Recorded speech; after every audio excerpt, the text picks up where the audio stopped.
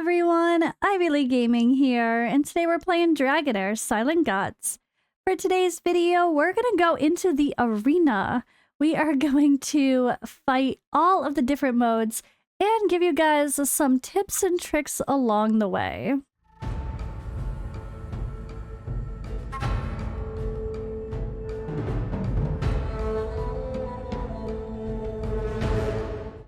So this video is from a live stream where I made the theme all about arena, and I wanted to give some special tips and tricks that we could think of as we went along. And there were definitely some people that were surprised by a couple of the tips and some things that they didn't realize, and maybe that will be the case for you.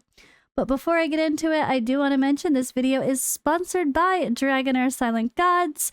It is Season 2, brand new season, brand new game. We have all sorts of new synergies that we're having fun playing with, new damage types, new area, and it's been really fun so far.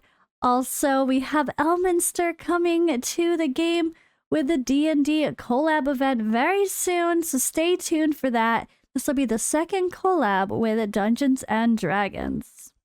Alright, so this video is going to include my live gameplay, edited down to not show a ton of battles, only a little bit, but mostly give tips and tricks for some things you might not notice while setting up for arena, while going into your fights. And yeah, we're gonna have fun in all of the game modes. We go ahead and we go into Grand Gladiator Arena, 3v3 Grand Gladiator Arena, and Champion Arena, aka Live Arena.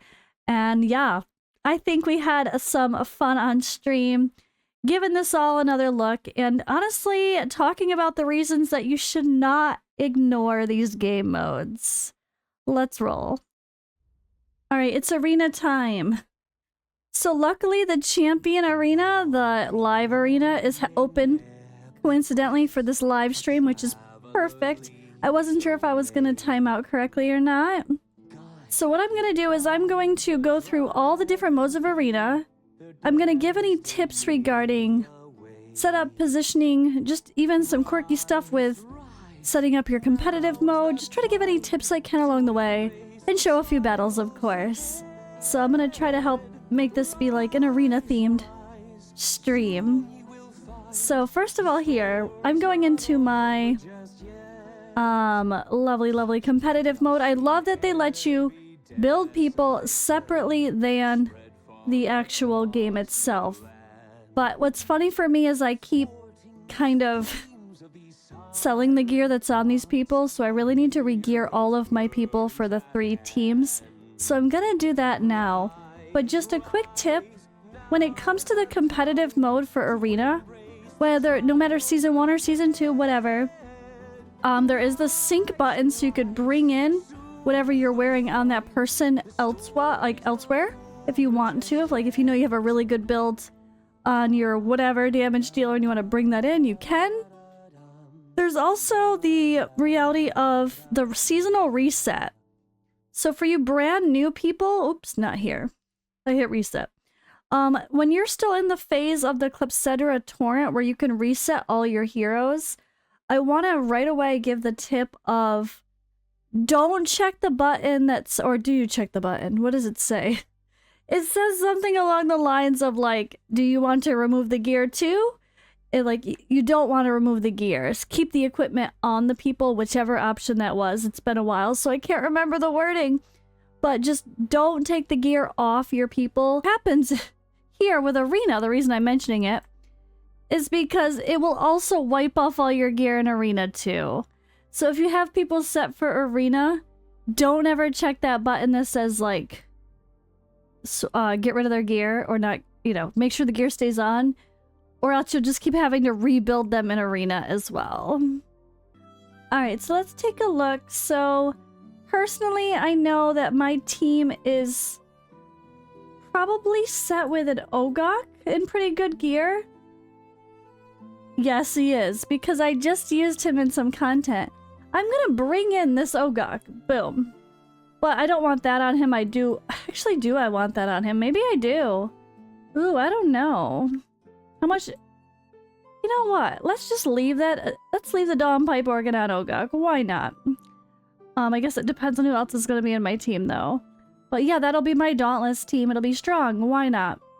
But I just brought in my gear that's really on my hero in the normal battles, so it can help you gear people a little bit faster, but you don't have to do that.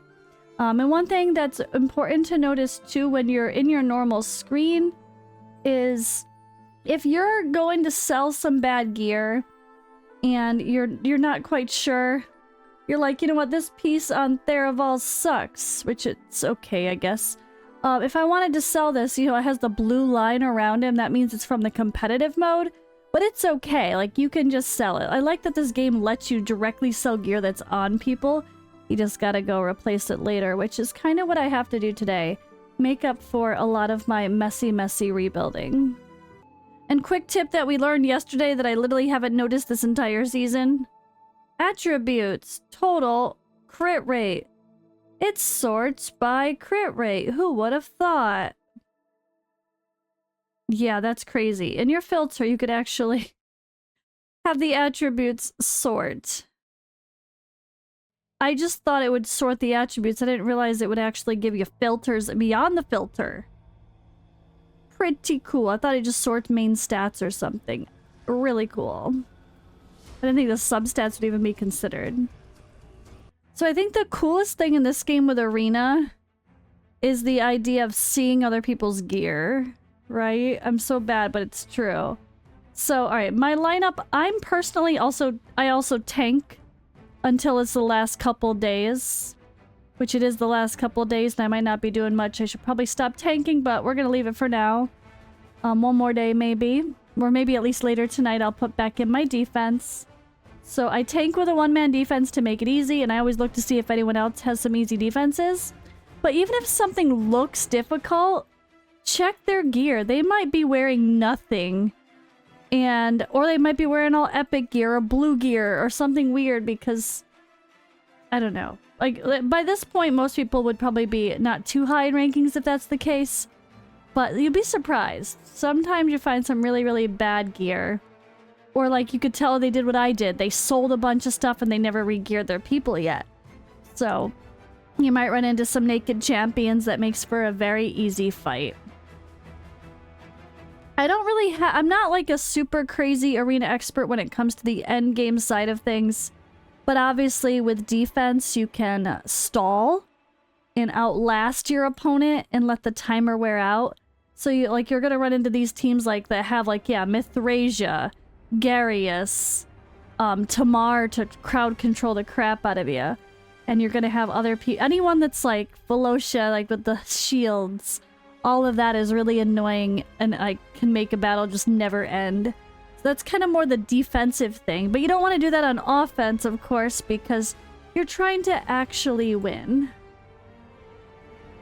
But first I always check. Like I see Vitar and I usually avoid because she's insane. But just in case like the team was mostly missing gear, I'll check it. But this team would probably destroy me, but it's kind of quirky. So I'm gonna give it a shot.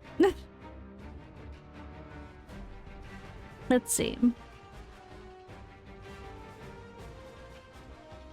Like, I have my Voresh in a stun set too, which is huge for any sort of crowd control is great in Arena, of course. Resistance on your tanks helps, but I haven't really done that yet. I'm really bad, I have to admit. But I don't push to the highest levels. I just want to rank decently, get my points, work on getting my playing cards. Hey, I actually beat that. Woo! This is what we want to see in Arena. People tanking. More people need to do one-man defenses during the week. Let's all make farming easy for each other. Now on to the 3v3 part. Team Arena 3v3. So, for my lineup, let's see. I have my main team. Am I actually going to use them this time, or did I decide to use someone else? Oh, wow, this is a map. Okay, so... Or maybe I am going to use... So I was using Bremsa just for shits and giggles because I got her and she's fun. Dalk and Quasatia with Zarloth as well. But I feel like I'm forgetting somebody. I think I am gonna use Utior.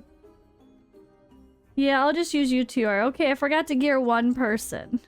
I'm gonna have to go gear him. And then this team is fun.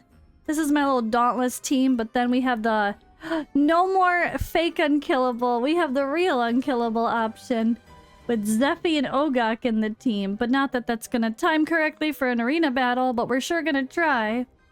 But yeah, I'm gonna have my Sutha and Theraval in here with Malik. Malik's so good for arena, and he's really good against the Tall War boss for the chief challenges. But I'm kind of going with my, you know, most of my A-team type people, of course. But that doesn't mean it's gonna go well because my builds are a little bit lazy. I have to admit I'm pretty lazy with my builds. I also have to make sure that they have the correct, let's go resistance. The correct aura's always turned on. It kind of defaults weird depending on how you place them, so you gotta make sure it actually gives you the one you want. Wasted T and her big ol' arena aura. I'm gonna go crit damage for this one. Okay, let's save that. And I think I actually need to click this though. Let's go into build and fix my Utior first. Now, the hard part with this is people don't seem to tank as much. So, like, I'm 153. I'm just kind of staying pretty high without barely even playing. So it's kind of hard to judge whether or not you're gonna win. Because no one seems to tank. You really gotta go into each battle and kind of look at it. But one thing I've done is think about it from a 2 out of 3 perspective. As long as you win 2 out of 3, you're good. So if all the teams are hard, or there's one team that's just really hard, like, okay, they have no gear on them, thank God. I'll say this team I would probably avoid for Thrasia's sake. But Filto's easy to avoid, you just don't go in the middle. Although we will. But with this in mind, like, you could avoid this by moving your teams around and making sure you put your 2 best teams against their 2 weakest teams and try to ensure that 2 out of 3 win. And at least you'll get the points that way if you don't think you can win them all. But I love it here. Again, you can see when they don't have gear. It's just, it's helpful for sure. So I don't think I have everything. Oh no, did it copy my... I'm not quite sure if this actually copied my, yeah, maybe it did. It did. Alright. If it was the same as my defense lineup. The gearing is the worst part. Yeah, making sure everyone still has gear. I just am lazy about it. Like, none of my teams are perfect, you know, kind of thing. I have the one team that's the team I use for everything else anyway. But then I don't overly worry about the rest of them. I'm just like, I'll try. If I win some, I lose some, that's fine. Yeah, Filto with no gear, I think we can beat him. He should be just fine. But I wanted to put... Ooh, okay. I didn't look at this, what this team really had. Okay, this was a bad one. This is a bad start. Alright, we lost the first one. This team has no gear, so hopefully we can quickly kill them.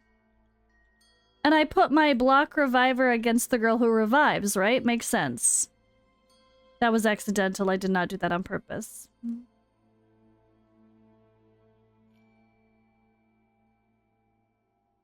Oh god. They're still kicking my butt and they don't even have gear. It's because they're Garius did. Or who's that? Is that Garius? Yeah. Their Garius apparently did. And Mithrasia's like, no. Oh gosh, if I lose, I swear to God. I mean, I'm not dying either, but neither are they. Apparently I need better damage than just... I see dead people. I mean, Filto's doing no damage. They're just not dying. There we go, there we go. Yeah, that was funny. It's because it took us forever to kill their stupid Garius. Screw you, Garius. Garius and Acilia.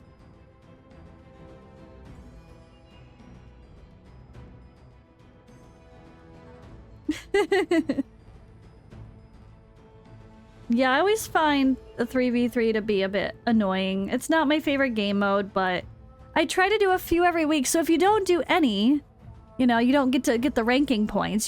That's another big thing, is you really need to do enough just to rank, and then you could ignore it at least, you know, at least get something.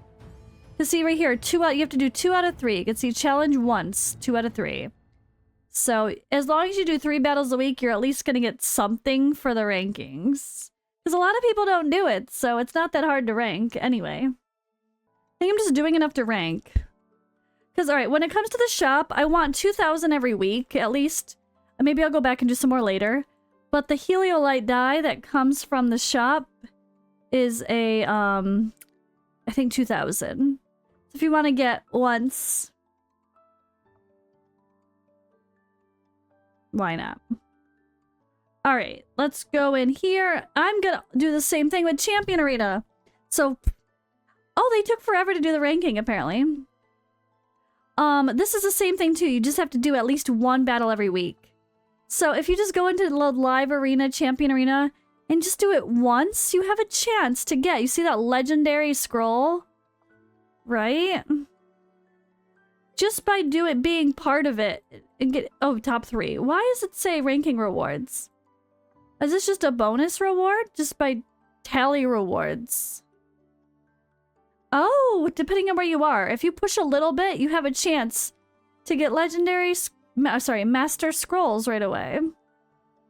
You don't on this first one, but it doesn't take many battles to get here. I've done like 5, 10 total.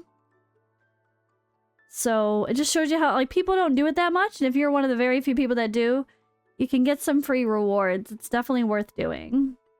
So the hard part is doing things fast enough, right? The live rewards for Arena... Yeah, the weekly rewards for Live Arena are massive for the time invested. It's true, you really don't have to do much. You really don't. So I'm just gonna go quick, boom, find my... Hey, you know what? Let's go. Ah, you have to be quick. That's the part I don't like. It's 2 people, then 3 people, right? First you confirm 2 people. And then you confirm your other 3 people. Okay.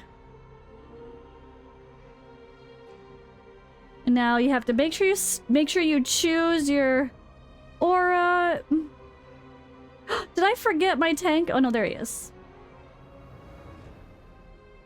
Confirm. So if you're both ready early, it starts early. But then it's just a normal arena battle with no control. Still can't. The one thing I don't like about arena, I mean, but no, it makes sense. To be fair, you can't control your ultimates. You can't direct where they go. You can't even manual them on and off. But it's fair. Like, if the other person can't control anything, you shouldn't be able to either. But this is the one thing I don't like about live arena, is that it doesn't feel like live because you're just doing the same thing you're doing in a normal arena, you know? It's the same thing. I kind of wish there was something different about it, you know? Yeah, I normally have bad timing of catching it. It's on right now. For the next couple hours. For mine, at least. But I'm pretty sure I'm gonna lose most of these based on where I'm at already in the rankings. But it's fine. Let's just go...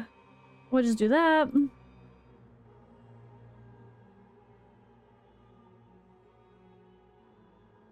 And when it comes to those lucky playing cards and the normal arena battles, you definitely need to do like your refill every day. It can be pretty hard to do it without it. Unless you're doing a bunch of Team Arena too, maybe. Or sorry, the live arena, I mean, as well. But you gotta push. And it gets easier and easier throughout the season. One thing that's really interesting with the arena in this game is it's not like there's always X amount of people in the highest rank. The deeper you get into the season, the more people that are at the highest ranks. Because we all have to hit those point thresholds first. So like when you first start playing, there'll be like 1 person that's in the top, you know? Like 2 people that are Silver Lion even, which sounds like it shouldn't be that hard. But it gets more and more and more as the time goes on.